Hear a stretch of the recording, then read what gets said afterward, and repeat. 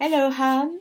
Nice Hello. to meet you today. I'm really very pleased for you to agree to do that testimonial on the coaching you have done with me. The first thing I would like to present yourself.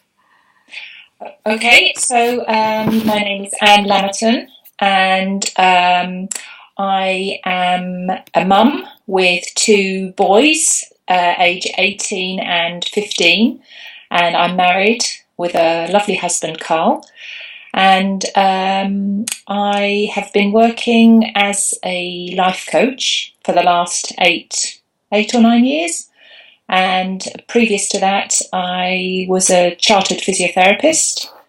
And yes, so that's who I am. Okay, thank you. So, what was the question point before you did that coaching? What kind of situation were you before the coaching? What were your needs? Okay, so I was actually very interested in the whole concept of money coaching, and I mean, obviously, having been a life coach, I also was quite familiar with different styles of coaching. Um, but I think what intrigued me was speaking to you, Martine, and meeting you, and hearing about the sort of transformation that you'd had in your own life. And I could relate to being in similar situations as you. And I think it was probably feeling a bit, well, not a bit, quite, I think, quite disempowered around finances and money. Having a husband who was the prime breadwinner, and then just feeling powerless at times, not being able to perhaps choose how we spent our money. So that and in some to some degree feeling that I didn't have the independence to sort of say, you know what, I'm going to spend this money on this because I want to. Yeah, that's that's one of the reasons you chose the coaching with me. Yeah, So because my story relate to your story, and that's the money was running in the background around the financial independency and not depending and feeling powerless and things like that. yeah, So, what yeah. did you learn? What were the results? Was it a big shift in your life after that coaching? Well, it was actually quite unexpected. The process was, I think, probably the biggest surprise was having to do. I remember having to do the money bio, and initially thinking, "Oh God, do I have to? What is this going to produce?" And being very righteous and thinking, "Oh, I've done all this sort of stuff before." But actually doing what I was asked to do Yeah. was really helpful. Actually doing the process the way it was designed rather than thinking I knew better. So having to let go of my own preconceived ideas of what I was trying to find out about myself or discover. Um, and what I discovered was firstly how uh, all pervasive the conversation of money, the how it's in every aspect of our lives and my life, and not recognizing that, not realizing the link between money and um, different relationships, different ways of beliefs.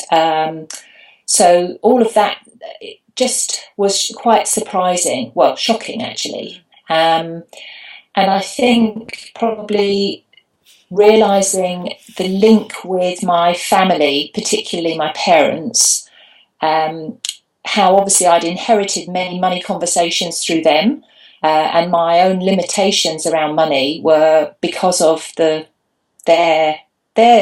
stories and experiences around money. So realizing the link between relationships and the influences of my own parents, and obviously then my husband as well. So all of that, it was so interconnected, and not recognizing or not realizing how interconnected it was. Um, so what I think one of the biggest things I got was about learning realizing also that it's not just about money. It's about relationships. It's recognizing that what I found for myself was I needed to do quite a lot of work on forgiveness. That was probably the biggest thing for me.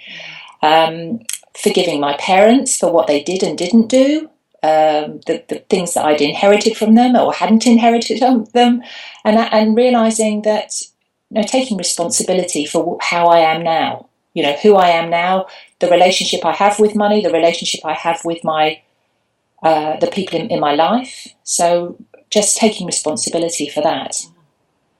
Great. So that's the biggest shift, to realize that the belief you have, the unconscious belief you have around money, it's the past. It comes from your parents and experiences, and now you have your present thinking will build your future, and that's your reality now.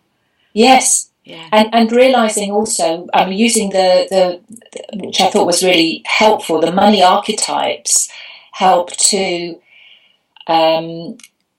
distinguish or to sort of see where I was, as I said right at the beginning, not feeling powerful around money, or and recognizing that either I was operating from the victim or innocent or martyr archetype. So just being able to identify those archetypes and then actually go, oh, okay, I can choose here. I don't have to be run by that. I can choose to be warrior or magician, and actually gaining that power to choose. Yeah, great. So what would you say to women who hesitate to do that kind of coaching, to get the financial well-being, or to decide their life, to decide the life they really desire? Well, I think it's about realizing that if women, well, not just women, anybody, but if you're having if you feel constrained around money, around relationships, or powerless, then it's really worth investigating what's going on around your money conversations, and realizing that what's available is freedom. I think freedom from the self-imposed constraints that we don't actually see we have. So and now, as I say, for me, lots of things have changed. I've actually started to update my physio training again. I haven't been in practice as a physio for 12 years, and actually choosing to do that. And it is about money, actually. It is about earning money, regular money, and regaining, like I said, about the power to decide, actually I want to earn more money, so then I have a choice. I can say, like I said right at the beginning, I'm going to spend the money on this and not feel disempowered. So really taking charge for myself and doing something, having the freedom to do that. So, wow. So just, yeah. Good. Thank you very much. Would you like to add something to? I think it's recognizing that. Well, I think it's like this with any coaching. We don't necessarily approach coaching until we have a problem, and I think the point is that if you want to, we all have constraints that we don't see, that we don't notice, but we suffer.